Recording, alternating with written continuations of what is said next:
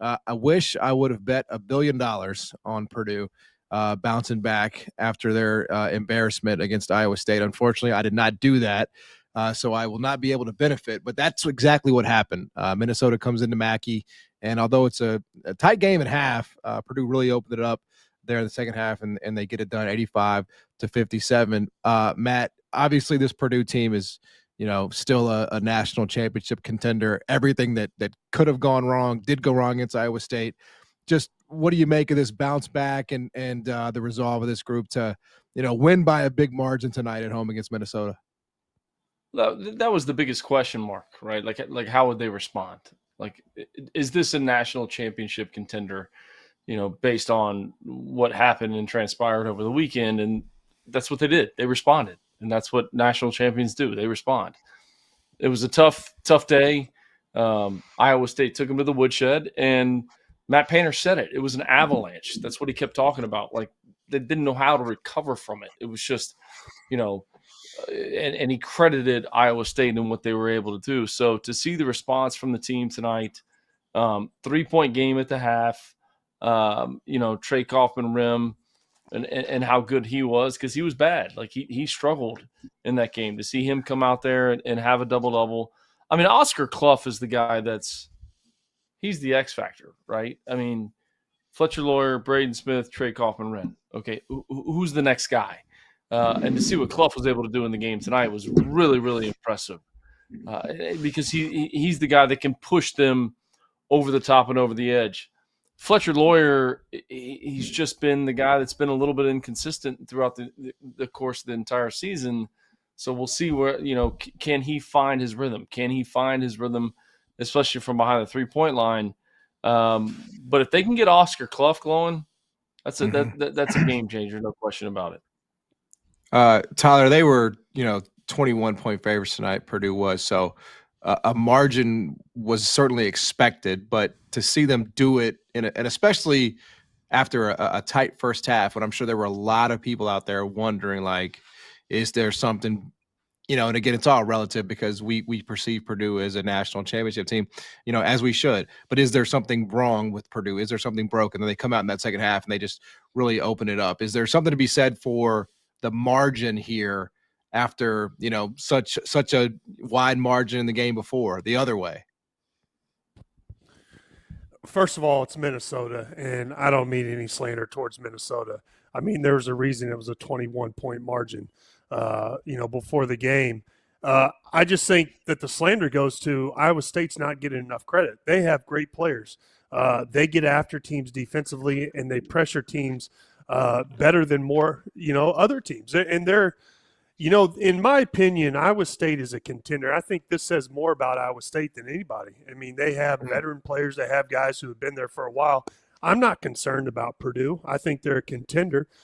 They have players who have a lot of tournament experience. They have a great coach, Matt Painter, one of my favorite coaches in college. Yeah, when you lose a game and you're a good coach and you have veteran players, you're going to approach the next practice. Okay, how can we learn from our mistakes? How can we get better? And if you're a good team, you bounce back and you come out and you play like a team, and you learn from those mistakes and why you lost so much. And I think that, I would have expected that from Purdue, and I wasn't ever concerned about Purdue after, getting smacked by Iowa State like that. I think that just happens over a course of a season. And if you're not ready and you're not clicking on all cylinders against Iowa State, they're going to come out and get after you, and you're going to, end up like Purdue did. Yeah, there's no doubt that Iowa State should be in that discussion. Matt, as a coach, when you take, I mean, it was the worst number 1 ranked loss, in the history of the sport, right? The worst loss in terms of deficit ever. Yeah. Ever. So at home, like, ever. Is it almost?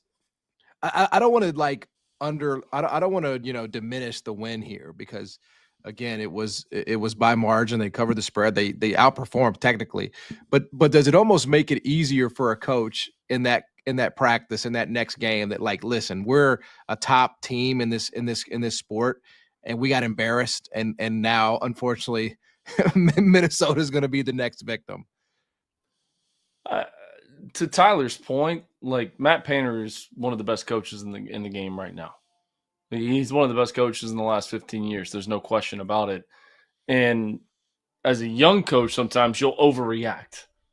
Like, I can't believe this happened. This wasn't supposed to happen. We weren't supposed to get blown out at home in this game, in a top 5 matchup, in a top 10 matchup on the season. But that's how his team responds. Him being the leader, he doesn't overreact. So his team doesn't overreact. And that's who he is. Like, it's just even on the sidelines, when it's not going well, he doesn't overreact. He doesn't lose his mind. He doesn't start yelling at the refs. He doesn't start yelling at his players. Cool, calm, and collected. He said it. It was an avalanche. They took us to the woodshed. They made us frustrated, and that's a credit to Iowa State. And when his players hear that, when he's going to the press conference, guess what they're going to do the next day? They're going to go back to work. They're going to go back to practice and say, you know what? This was not our best performance. We still have a chance to win a national championship. Our goals are still in front of us. Let's get back to work. Let's get back to practice and let's do this. It's a credit to Painter. I'm all in on what Tyler was saying, just in terms of him and how his demeanor is. Like, as a coach, your players, especially in college, will respond to your demeanor, and his demeanor is always calm. We're not going to overreact. We're not going to overreact when we lose in the first round of the NCAA tournament. We're not going to overreact when we get to the national championship game and play against UConn. We're gonna remain the same, and that's what they did. They got back to work, and Minnesota's good. Nico Medved's a good coach. His team plays hard. You know, we saw what they did against Indiana and knocking those guys off. So, very impressive response from Purdue. Tyler, how much easier does it make that ability, right? Like, to not panic, to not overreact to, again, Murphy's Law, which smacked him in the face, over the weekend. But how much easier does it make that urge when you have Braden Smith, when you have, a guy that's been in your program for forever, especially at that position, 15, 12, and 6 tonight, along with 5 steals, just an unbelievable game really from him. But just having that point guard leading your team, how much easier does it make that ability to say, this is going to be fine? Well, he's arguably the best point guard in the country. So I think, you add him on any team, it's going to be a big relief for the coach. I think the one thing is everyone gets a little confused is it's okay for coaches to panic. And I will tell you this, Coach Williams, he would panic if we were the number 1 team in the country and we just got blasted by 30, 40, 50, whatever. But the problem is how you deliver that panic and how you prepare your team and how you motivate your team is a really important part. I think some coaches, are getting a little too, chaotic or sad or not understanding how to coach their kids nowadays when you get blasted by that much. I think sometimes after you lose a game like that, sometimes it's a really good environment for the team. And the reason I say that is because everything becomes a little more competitive. People get a little more pissed off.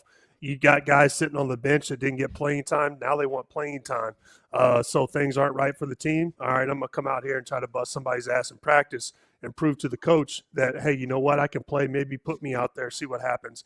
And when you create that competitive environment, mixed in with some veteran players such as Braden Smith, Fletcher Lawyer, Trey Kaufman, Wren, I think sometimes that makes teams focus in the right direction and clear up a lot of problems that they have.